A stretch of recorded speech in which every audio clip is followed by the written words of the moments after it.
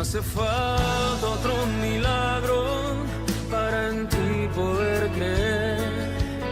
Tan solo el milagro de volver a nacer fue suficiente para yo caer rendido a tus pies y enamorarme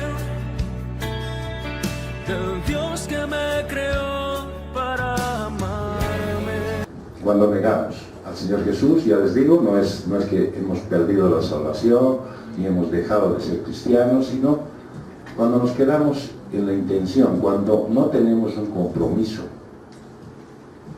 Dice el verso 30 al 32, han escuchado en el preámbulo, se hablaba que ellos estaban cenando y el Señor Jesús ya les había dado una mala noticia. Llegó la hora.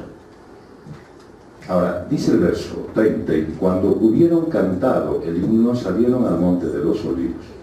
Y entonces Jesús les dijo: todos vosotros os escandalizaréis de mí esta noche, porque está escrito, el iré al pastor y las ovejas del rebaño serán dispersadas. Pero después de que haya resucitado, iré delante de vosotros a Galilea. Jesús conocía el corazón de sus discípulos. Él sabía de antemano cuánta firmeza tienen en su fe. Él sabía exactamente en qué condición se encontraban. Yo quisiera tener esa capacidad. De verdad que a mí a veces me conmueve cómo hay tantos hermanos que están cómodos y tranquilos, pero cuando aprietas un poquito el lado correcto, tocas la tecla exacta, empieza a salir un montón de cosas que no están bien en el corazón de los hermanos. Y quisiera tener la posibilidad de tocar siempre la tecla correcta, todo el tiempo. Pero hay cosas que hacen que nosotros mismos cuidemos de no aparentar estar mal. Hoy día estaba en el primer saludo que dije: ¿cómo estás? Y la respuesta fue: ¿sinceramente quieres que te diga? Yo dije: sí. Me dijo: mal, estoy mal. Entonces nosotros tenemos la necesidad de ser sinceros delante del Señor. Él sabía exactamente ahí, en ese momento, cómo estaban ellos. Él exactamente sabe cómo está tu corazón. Hay muchos ejemplos, se pueden dar a montones y hacer ilustraciones por ello, que no aguantan un pequeño remesón en la iglesia y se salen. Que es que no me saludaron bien, es que no me tomaron en cuenta, es que no hicieron algo conmigo, es que yo quería proponer y nadie hizo caso, y ahora me voy. Me salgo, me ofendo y ya no estoy aquí. Y eso es algo que está dañando mucho la obra de Dios. Qué bueno que nosotros estemos teniendo la posibilidad de tener un grupo bien sólido en la iglesia, consolidado, y hay mucha más regularidad en la asistencia, pero eso no lo es todo. Eso es parte del compromiso con la iglesia. Los momentos de crisis son los que ponen a prueba nuestra fe en Dios. Y hemos estado viendo y analizando con varios hermanos cuando hemos estado hablando, y en las reuniones también de los varones y de las mujeres, en el sentido de decir: oramos, sí, viene un problema, hay una situación difícil, hay algo que quisiera que el Señor me ayude a atender, hay algo por lo que estoy pasando una dificultad, y me pongo a orar. El problema es que oramos más por necesidad que por fe. Más oramos porque queremos ver una salida de parte de Dios, que porque creemos que verdaderamente Dios nos va a dar la salida.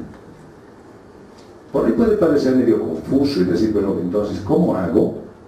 Pues simplemente tienes que entender que la palabra tiene tal claridad que te dice que la fe viene por el oír la palabra de Dios. Por lo tanto, debes estar tan involucrado en tu lectura, en tu estudio, en el tiempo que pasas, que transcurre en el día llenándote de la palabra, que va a ser posible que tú comprendas a quién te estás dirigiendo cuando oras, para qué lo estás haciendo, cómo lo estás haciendo y qué resultado Él dice que esperes. En este momento los discípulos, ese instante que está ahí, me encanta como Mateo esta vez lo puso, y cuando hubieron cantado el himno, salieron al monte de los olivos. Siempre nos parece que hay algo importante, bonito que hacer, nos sentimos animados por las cosas, pero es una especie de forma de camuflar las cosas que están pasando. Quiero subir mi ánimo, quiero sentirme bien, quiero estar algo más positivo. Pero ya mi problema no ha desaparecido con eso. La negación de los discípulos que iba a suceder posteriormente, que Jesús se las dice, ustedes se van a escandalizar de mí esta noche, ya fue dicha por el profeta Zacarías exactamente en el sentido de cómo iba a suceder. ¿Sabes? Cuando nosotros dejamos de entender lo que dice la palabra de Dios, cuando está ya escrito lo que va a suceder en relación a mi vida, cuando dejo de hacer algo o cuando hago algo y el Señor ya ha descrito cómo van a ser las situaciones, yo dejo de entender lo que está pasando. Ya Zacarías lo había escrito, ellos tenían acceso a esa profecía, pero habían dejado de prestarle atención. Nosotros dejamos de prestar atención a las cosas que el Señor dice por descuido, pero más que todo por extrema confianza en cosas que no vienen al caso. Yo quiero ponerles el antecedente de esto de tal manera que puedan comprender que cada cosa que el Señor la ha descrito en su palabra es para entender, comprender, aceptar y obedecer. Pedro entonces dice en el verso 33, aunque todos se escandalicen de ti, yo nunca me escandalizaré. Perfecto, o sea, ahora sí salió, ¿no es cierto?, el paladín de la responsabilidad.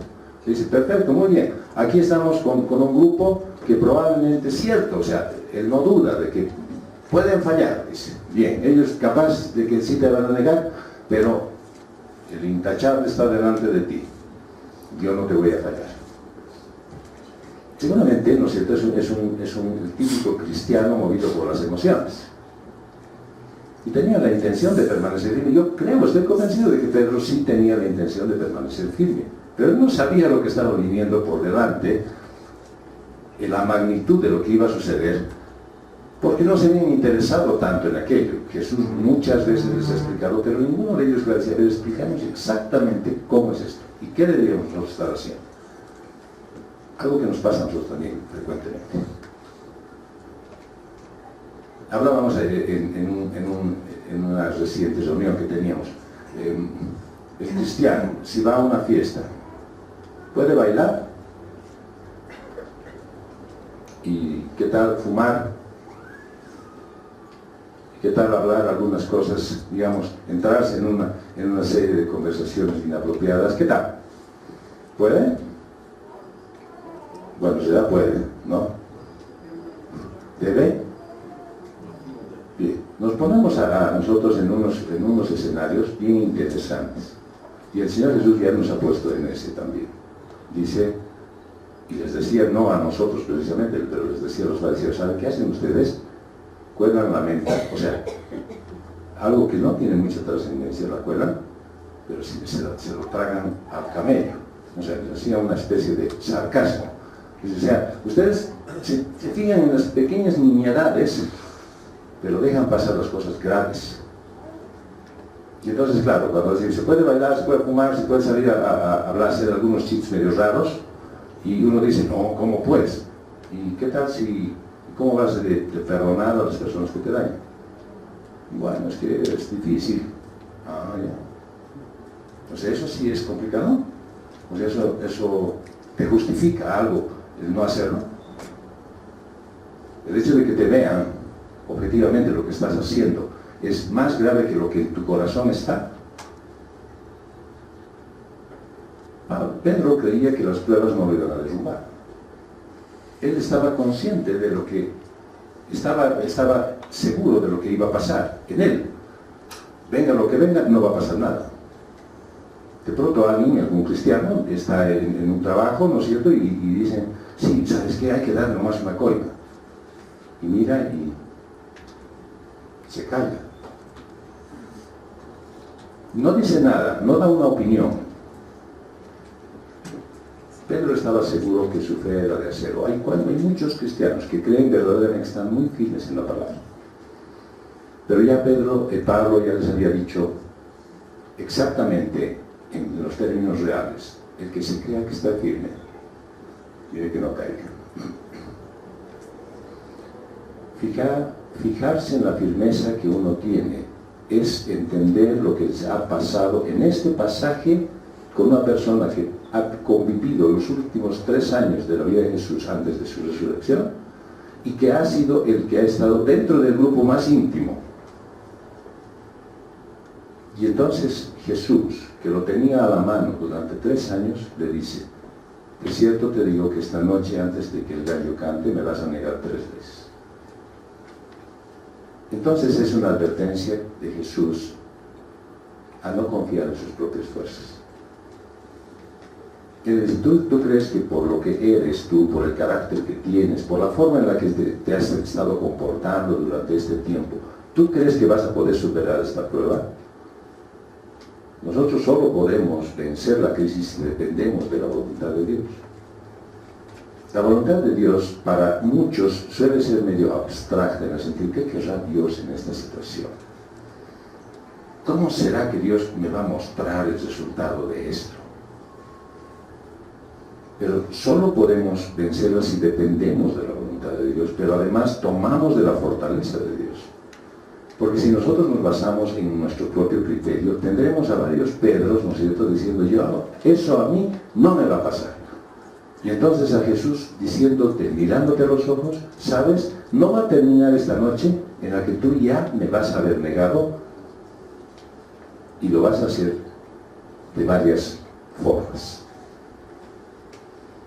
¿Cuál es el error? Pedro le dijo, verso 35, aunque me sea necesario morir contigo, no te negaré. Y entonces, claro, los demás que estaban al lado de él vieron y dijeron: ¿qué ha dicho? Sí, nosotros también decimos lo mismo.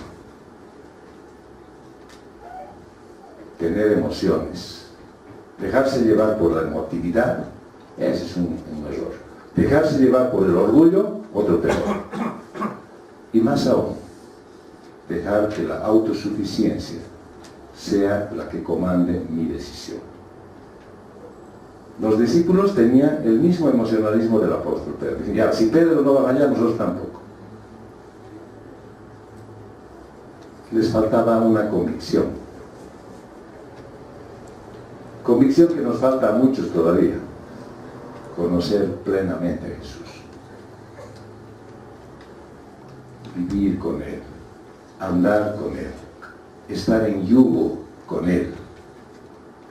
Eso está faltando mucho en la iglesia en este tiempo actual. Y la convicción viene precisamente de estar en una unidad tal que me permite pensar, decir, obrar y actuar igual que Él. Los demás discípulos solamente estaban hablando de dientes para afuera. Nadie se había pronunciado, solamente Pedro ahí estaba discutiendo con el Señor de que Él podría hacerlo en forma individual. Es más, Pedro ya los había descartado a ellos. Digo, aunque ellos te nieguen, yo no te voy a negar. Y estos discípulos fingían que tenían la capacidad de poder hacerlo, aparentaban. Pero eso es lo que sucede exactamente en un discípulo actual, que cuando pasa algo malo, dudan de Dios. Dices, ¿será que Dios me puede mandar esto a mí ahora?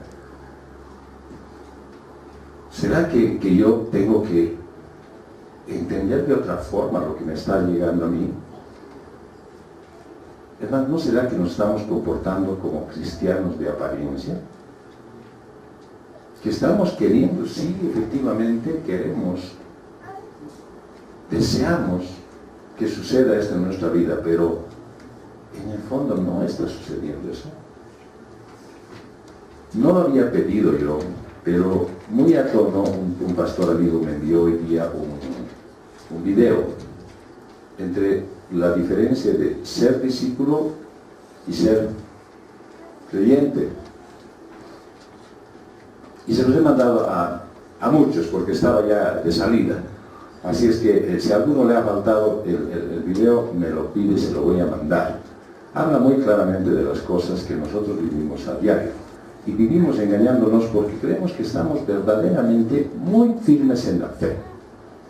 Y sin embargo, cuando empiezan a venir, y no hablo de pruebas grandes, sino de pruebas pequeñas, hablamos de pequeñas cosas, como por ejemplo que se te presente una circunstancia cuando has comprometido tu participación en alguna actividad de la iglesia. Yo les garantizo, y esto no es a modo de acusación, sino que yo he visto por convicción, que si tienes que venir a la iglesia, así sea servir, atender, estar en una reunión de ministerio, estar en el culto del domingo, si se presenta otra cosa, ¿dónde vas? Al otro. Y le pones y lo adornas bien bonito, pero es que sí, el Señor dice que mi primer ministerio es mi familia, que yo debo atender con ellos. Lo que pasa es que siempre se te va a venir esto. ¿Por qué? Porque tu disposición a servir, porque el estar aquí es un servicio, solo tu presencia ya es un servicio para los demás. El hecho de que te vean hace que suba mi entusiasmo, hace que las ganas de volver el próximo domingo estén vigentes. Con solamente tu presencia ya hace que algunos se sientan verdaderamente conmovidos por estar en la obra. Pero cuando prefieres hacer cualquier otra cosa y quedarte, aún cuando hay un pequeño desorden en tu salud, y lo voy a poner verdaderamente como una carga para muchos que dicen, sí, es que estoy empezando a sentir un pequeño dolor aquí en mi oreja y ya no voy a ir. Yo veo aquí muchos hermanos que vienen verdaderamente en condiciones de sacrificio, de que caminan con dolor, vienen con dolor, están con alguna dolencia en este momento, pero están aquí. Nosotros tenemos que ver exactamente si estamos negando al Señor en cada circunstancia pequeña que nos pasa en nuestra vida con nuestras decisiones. Y en el verso 45 al 50 dice, mientras 47 al 50, perdón, mientras todavía hablaba, vino Judas, uno de los 12, y con él mucha gente con espadas y palos de parte de los principales sacerdotes y de los ancianos del pueblo. El que lo entregaba les había dado señal, diciendo, ¿quién es el que le entregaba? Judas. Les había dado a quién es la señal, a los que le acompañaban, ¿no es cierto? Al que yo besare, ese es prender. ¿De dónde va a salir el saludo con beso, no? Que no sea de aquí.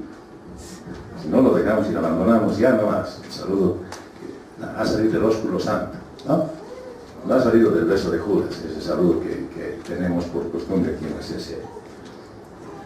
Enseguida se acercó a Jesús y le dijo, salve maestro, y le besó.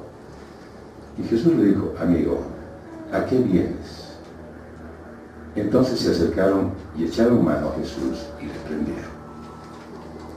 Nuestra fe en Dios se mide en la crisis. La traición había desatado una crisis no deseada.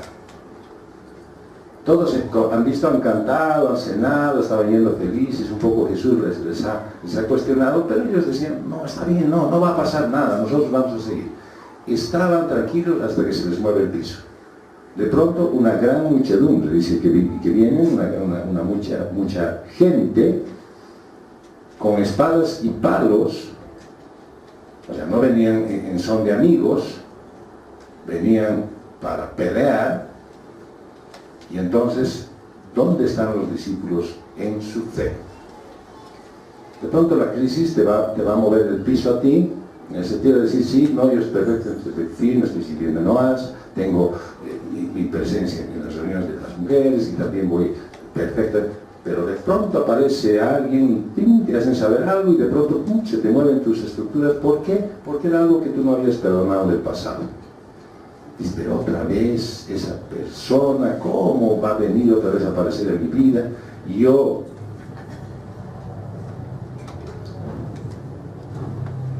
como cristianos, estamos expuestos a las crisis. Pero eso es bueno porque esa es la forma de templarnos en nuestra fe. Si estuviéramos en aguas mansas y claras, probablemente no creceríamos ni un milímetro. El tema es que el Señor nos manda crisis. ¿Para qué? Para que precisamente salgamos de nuestra comodidad. El asunto central no son las crisis, sino la forma como las enfrentamos. ¿Qué hacemos para encarar esta crisis? Y lo primero, oramos, seguro, y te vuelvo a preguntar, ¿con fe? Lo primero que debe venir a tu mente es decir, esto es dominio del Señor. ¿Con quién debo tratar este tema? Y entonces a partir de ese momento sí vas a empezar a tratar bien la crisis. Porque si dices, sí, esto es, sí, yo soy profesional en esta área, puedo salir hacia adelante, pero voy a orar también, entonces ya estamos agregándole un ingrediente que no es el correcto. En tu vida, por eso el Señor tomó control de ella. Él tiene que ser el Señor. Él tiene que gobernar y dar las pautas. No desmerezco para nada tu capacidad. No desmerezco para nada la experiencia que tengas y la forma buena en la que has sabido desarrollar todas tus actividades. Pero quiero decirte que cuando te viene una crisis, de la manera que sea, de la clase que sea, es el Señor que te está moviendo a que tú regreses nuevamente hacia Él. Y entonces, para poner más ingredientes a este tema, Pedro, ¿no es cierto?, en el verso 51, de uno de los que estaba con Jesús, en un texto paralelo expresamente dice que es Pedro, ¿sí? Uno de los que estaba con Jesús, extendiendo la mano, sacó su espada e hiriendo a un siervo del sumo sacerdote, le quitó la oreja. Esa debe ser la costumbre de los toreros desde esa vez, ¿no? Sacarle la oreja, le sacan al toro. ¿Sabes?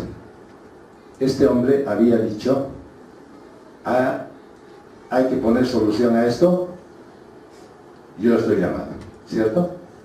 Yo soy el indicado. ¿Cómo? Por mis propias maneras de pensar las cosas, por mis propios medios, bajo mis propias fuerzas. No me digo que ahí había gente con palos y espadas. Él sacó un metal y le cortó la oreja. Y en este pasaje, o sea, en un pasaje paralelo habla de, hasta ponen el nombre del sirviente, ¿no? O sea, tenía el nombre de esa persona a la cual le quitaron la oreja. El momento que se desarrolla y se desata la crisis, antes de pensar en, tengo mi espada, a ver, al más chiquitito le voy a sacar su oreja, ¿no? Tengo que pensar en cristiano. ¿Qué es lo que me manda a hacer el Señor en esta circunstancia? ¿Qué es lo que desea que yo haga? ¿Cómo reacciono en este momento de dificultad? Eso es lo que tiene que pasar en tu mente. Si Pedro hubiese hecho, tal vez no hubiese caído en desoír las enseñanzas de Jesús. Él les había dicho, amen a sus enemigos. Aunque vengan con palos y espadas, no saquen ustedes la espada y denles con todo. Él dijo, amen a sus enemigos. Si él hubiese estado escuchando, o por lo menos habría asimilado bien las enseñanzas de Jesús, habría entendido que Dios estaba al control de todo, inclusive de esa situación difícil. Hermano, está Dios al control de tu situación. No hagas lo inapropiado. No tomes acciones inmediatamente tú. Las emociones hacen tomar decisiones violentas. Nunca decidas en medio de una discusión. Yo deseo realmente que tú dependas plenamente del Señor en todo lo que vayas a hacer, para que cuando se desarrolle la solución, el que se lleve la gloria sea Él y no tú. Para que cuando salgas, y salgas bien parado, porque eso puedo garantizarte, aunque salgas completamente, no sé, pues golpeado, herido, lastimado, pero vas a salir bien parado porque el Señor a eso te está llevando. Cuando tú hagas caso de lo que el Señor te dice, vas a salir verdaderamente satisfecho. Porque dirás, el Señor obró una vez más en mi vida. Y no vas a correr las consecuencias, ¿no es cierto?, de lo que le pasó a Pedro después de esta circunstancia. Entonces Jesús le dijo, otra vez le tuvo que llamar la atención, vuelve tu espada a su lugar, porque todos los que tomen espada a espada perecerán. Y aunque pareciera, digamos, una cosa muy simple lo que le está diciendo el Señor Jesús, le está recordando todo lo que les ha enseñado, le está diciendo, ¿sabes? Tú no tomes venganza de lo que está pasando. No lo hagas a tu manera. ¿Por qué? Porque el Señor Jesús les dice, ¿acaso piensas que no puedo ahora orar a mi Padre y que Él me daría más de 12 legiones de ángeles? O sea, ¿quién eres tú, no es cierto, Pedro, para poder definir que estas cosas se van a arreglar bajo tu fuerza? Pero entonces, ¿cómo se cumplirían las Escrituras de que es necesario que así se haga? Y en aquella noche dijo Jesús a la gente, como contra un ladrón habéis venido y salido con espadas y con palos para prenderme. Cada día me sentaba con vosotros enseñando en el templo y no me aprendiste. Mas todo esto sucede para que se cumplan las Escrituras de los profetas. Entonces todos los discípulos, dejándole, huyeron. ¿Tú ves la situación? Y en las crisis debemos buscar la fortaleza en el poder del Padre, depender de Él y someternos a su voluntad. ¿Ves tú la situación y dices, ¿esto cómo puede mejorar? Y la respuesta es una sola, Dios puede cambiar. Y lo puede cambiar todo. Pero Él sigue haciendo su perfecta voluntad. ¿No te ha pasado, hermano, que oras y dices, Señor, pero ¿por qué no hasta ahora? ¿Por qué hasta ahora me sigues teniendo aquí como hirviendo a fuego lento? ¿Por qué no ya la solución? Tú puedes hacerlo. Él puede hacerlo. No, seguro que es cierto que Él lo puede hacer. Pero ¿por qué te deja a Moisés 40 años en el desierto? ¿Por qué te deja a José metido en una celda a pesar de que ya había mandado sus cartas de recomendación al faraón?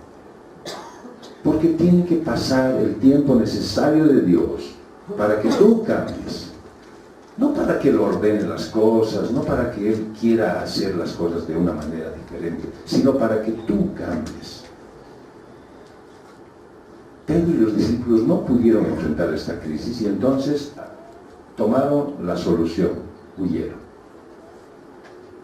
Hermanos, aun cuando tú creas que no niegas con esto al Señor Jesús, muchas veces nosotros hemos sido capaces de salir de una crisis huyendo.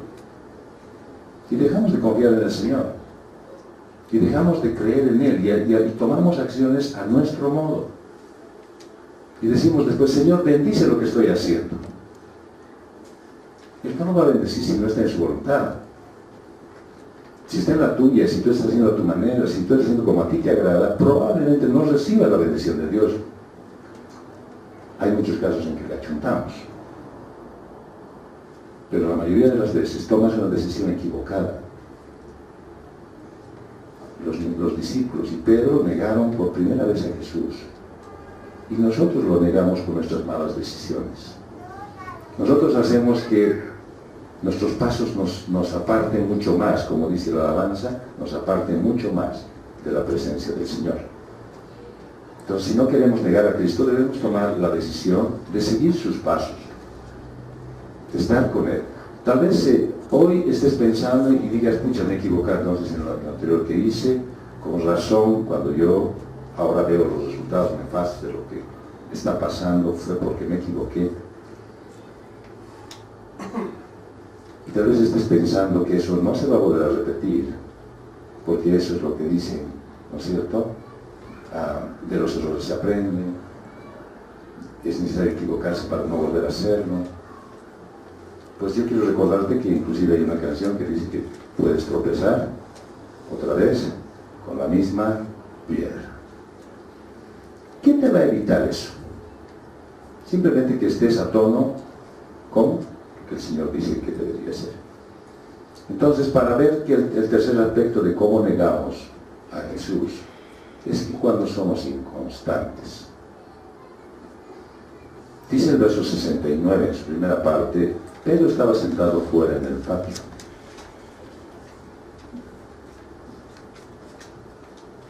Y dice en el texto paralelo de Lucas 22, 54, y prendiéndole a Jesús, le llevaron y le condujeron a la casa del sumo sacerdote, y Pedro le seguía de lejos. Negamos al Señor Jesús. Somos capaces de hacer algo inapropiado en nuestra vida cuando no asumimos compromisos. Ahí tienes a Pedro siguiéndole de lejos. La iglesia va a hacer algo. Vamos a salir a evangelizar el próximo sábado a San Miguel. ¿Quiénes vamos a ir? Todos levantamos las manos. Y de pronto, ¿no es cierto?, cuando estamos allá, sí, ¿dónde está José? A una cuadra. Los estoy acompañando, no se preocupen, estoy orando fervientemente por ustedes. No crean que yo estoy acusándolos, o sea, a mí me ha pasado. Estaba yo en la iglesia de Dios Amor y me decía, hermano, mañana los jóvenes están, pero no hagan esas cosas, a mí no me gusta. ¡Vamos! Y me han llevado. En el Prado, donde todos me conocen, ¿no? Nuevo en la fe. Vamos, venga, aquí a mi lado, usted, no, mira. Desde el monje campero estaba yo orando por ellos que estaban en el cine 16 de julio. No tienes compromiso, pues. ¿No es cierto? Seguirlo de lejos es vivir el cristianismo de una forma superficial. Pero voy el domingo a las reuniones. 11:30, 12 menos 4 llegando. Y siempre me voy a la 1. El último en irme. Todos evitan asumir un compromiso de servicio mayor en la iglesia. ¿Por qué? Porque ocupa tu tiempo adicional, ese que seguramente te provee descanso. Ocupa las horas en las que debería estar en el ocio. Ocupa algo más de fuerza que entusiasmo. ¿Por qué? Porque hay que ir preparado. Y obviamente te obliga a salir de tu entorno. Si estás yendo a tu casa, tienes que ir hacia la iglesia. No, pero no, ya, a mi casa más. Se evita asumir un compromiso mayor con la iglesia, porque dicen, no, de repente se van a acostumbrar también, ¿no? Y ayer estábamos haciendo una reminiscencia con un hermano que es muy servicial, y decíamos, claro, la pregunta fue bien directa a la yugular, ¿no? Y en la reunión de varones lavan los vasos por turno, y el hermano, que es muy servicial, dijo, y no podía mentir, estaba delante del pastor. No, en realidad la voy yo. ¿Todas las veces? Bueno, algunas veces. ¿Sabes? Es lindo hacerse compromisos, ¿no ven? Vamos, todos estemos. Y el rato de servir, ahí la cosa. No podemos estar completamente en todo. Pero eso es porque estamos negándole nuestro mayor compromiso a la iglesia. Si vamos antes, si nos quedamos un poco más, sí podemos hacerlo.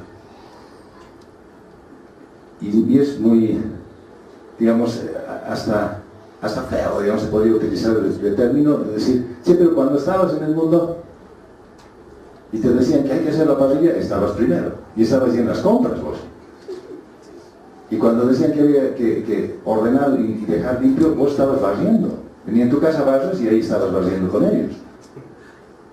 Y cuando faltaba hielo, ¿no es cierto? Por no decir que faltaba otra cosa, ¿quién era el primero que salía corriendo? ¿No eras vos? Y aquí en la iglesia, ¿por qué no puedes ofrecer tu servicio a los chiquitos? ¿Por qué no puedes venir un sábado en la tarde y decir, sí, hermanos, yo me comprometo? Yo puedo estar, aunque sea un sábado en la tarde, para mirar qué hacer y cómo poder ayudar. Muchos hemos sido papás, mamás, abuelos, abuelas, tenemos experiencia con los niños. Otra cosa es que no tengamos paciencia, sí, pero experiencia tenemos. Así que podemos hacer algo, ¿ya? Aportaremos para la obra. Esa es una forma ideal. Mas él llegó, dice, delante de todos, diciendo, no sé lo que dice. Estaba Pedro sentado, siguiéndole desde lejos, y una criada se acerca. ¿Tú estabas con Jesús? Y lo pone al descubierto, ¿no? Y Pedro le dice, no sé lo que dices. Saliendo de la puerta, le dio otra, y le dijo a los que estaban allí, también estaba con Jesús, el Nazareno. Pero él negó otra vez, con juramento, y no conozco a ese hombre. Un poco después, acercándose los que por allí estaban, dijeron a Pedro, verdaderamente también tú eres de ellos, porque aún tu manera de hablar te descubre. Negamos al Señor Jesús cuando nos mezclamos con el mundo para pasar desapercibidos. Pero sabes, el ser cristiano está en nosotros como una marca indeleble. Ahí están todos. Tu manera de hablar te descubre. Era la forma en la que ellos se habían dado cuenta que este hombre andaba con Jesús. Y Pedro no lo negó. Hay un término muy común que solemos utilizar todos los pastores cuando alguien se niega rotundamente, ¿no? Dice, me niego, no era yo. Te estás negando como Pedro. Así que decir, 3 veces me niego que no era yo, ¿no? Nosotros tenemos una característica porque somos ya hijos del reino. Estamos viviendo en el reino del Señor. Y por lo tanto, Él nos ha puesto una marca indeleble, que nosotros no la vemos ni la conocemos, pero hay gente que dice, ¿ese cristiano ha hecho eso? ¿Él ha dicho? Uy, yo no pensé que iba a llegar a tanto.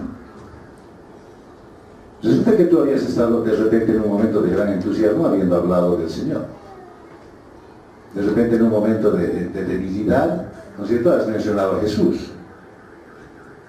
Y entonces en donde tú trabajas o en la familia en la que estás, esperan un comportamiento diferente de ti.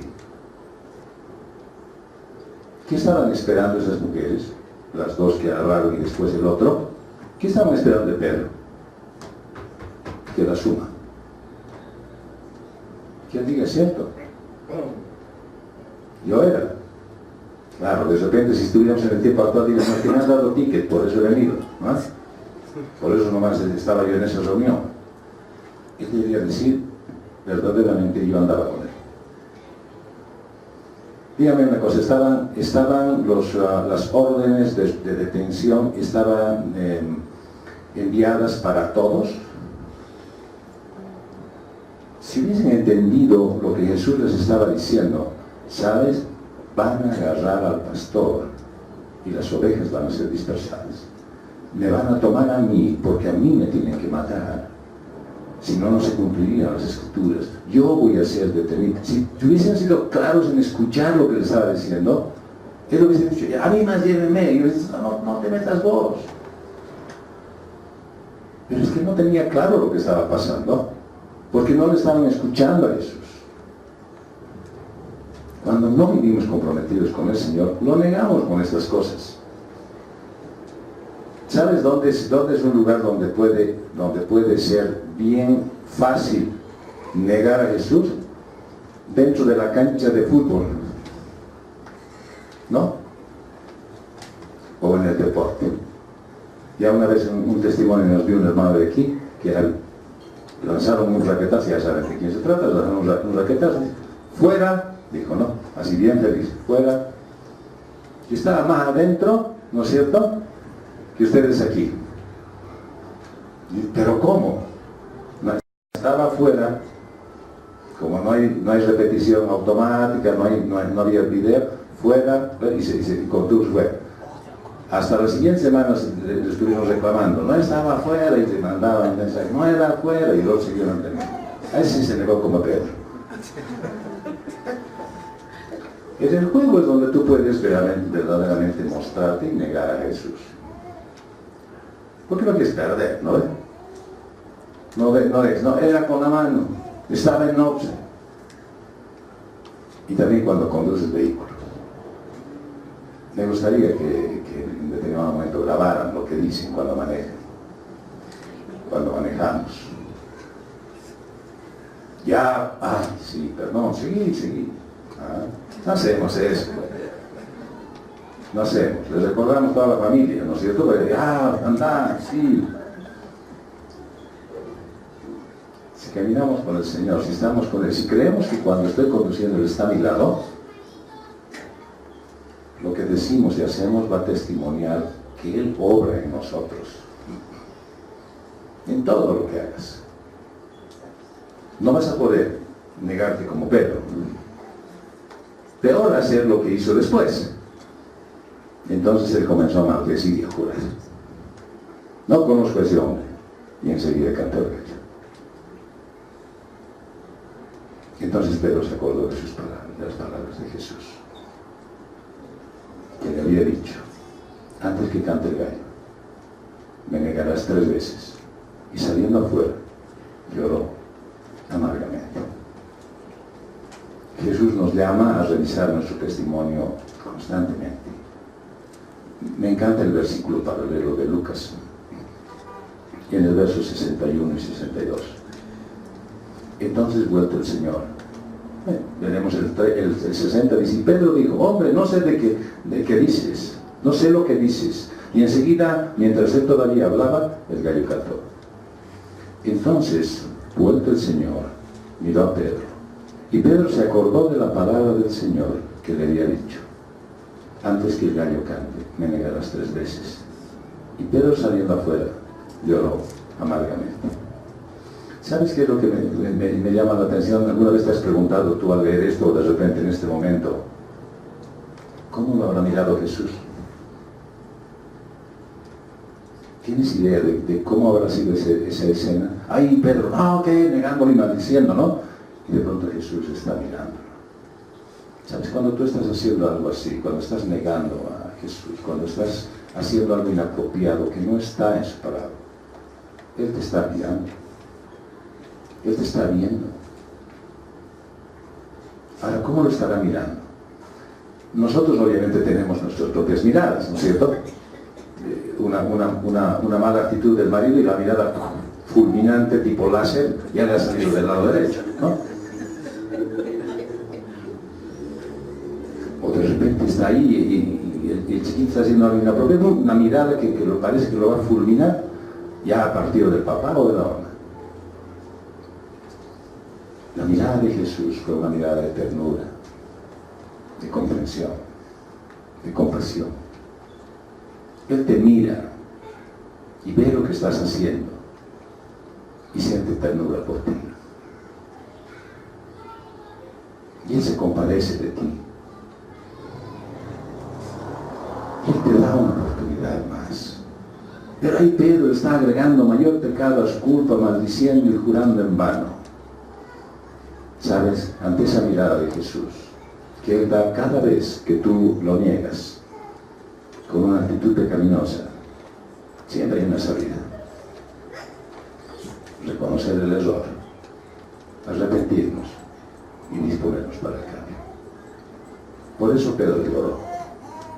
Por eso cuando a ti te vengan esas ganas incontrolables de llorar, después de haber pecado, después de haber dicho algo malo, después de haber actuado inapropiadamente, después de haber tomado una decisión equivocada, después de haber pecado cruelmente contra alguien, si te vienen ganas de llorar, es porque el Señor Jesús ha puesto en ti ese deseo de que te arrepientas, de que verdaderamente corras al arrepentimiento. Hay alguien que hizo algo malo, que ya no está en nuestro texto de hoy, y no lloró. Hizo exactamente lo que hicieron los demás, y era del grupo de él. Pero él se quitó la vida. Él se ahorcó, porque no tuvo arrepentimiento. Tú tienes la posibilidad de arrepentirte. Tú tienes todavía al Señor en tu corazón, y Él puede cambiar tu forma de ser. Vamos a concluir pensando en que todos quienes profesamos ser cristianos estamos llamados a honrar a Jesús. Por eso somos cristianos, ¿no es cierto? Con nuestros pensamientos, nuestras acciones, todo eso representa nuestra forma de hablar al mundo, con hechos, de que Cristo está obrando en nosotros. Porque si tú no puedes mostrarle al mundo que Él ha hecho una transformación en ti, ¿qué puede esperar el que te está mirando o que está escuchando? No puede esperar nada bueno. Si dice, sí, eres cristiano, pero vos no has cambiado nada. Eres cristiano, pero realmente no veo en ti algo bueno. El mundo necesita hombres y mujeres comprometidos que reafirmen con su comportamiento lo que predican con sus labios. Así vas a fortalecer la iglesia de Cristo. Y hoy es el día para limpiar nuestra vida y dejar que Dios obre plenamente. Probablemente hoy te has recordado de algunas pequeñas cositas que has hecho. Obviamente a mí el Señor me ha recordado durante toda esta semana cosas que yo he estado haciendo, y a través de este pasaje, de este mensaje, Él también a mí me ha hablado. Porque hay cosas que tengo que cambiar en mi vida, seguro. Espero que tú también hayas tomado conciencia de que hay cosas que cambiar en la tuya. Solamente, pero puedes confiar y creer que eso va a suceder cuando es el Señor quien obra en tu corazón.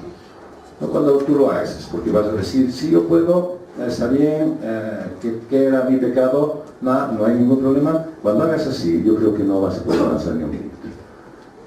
Es momento de entregarle tu vida al Señor completamente, todas tus acciones, tus pensamientos, tus sentimientos, para que Él gobierne plenamente.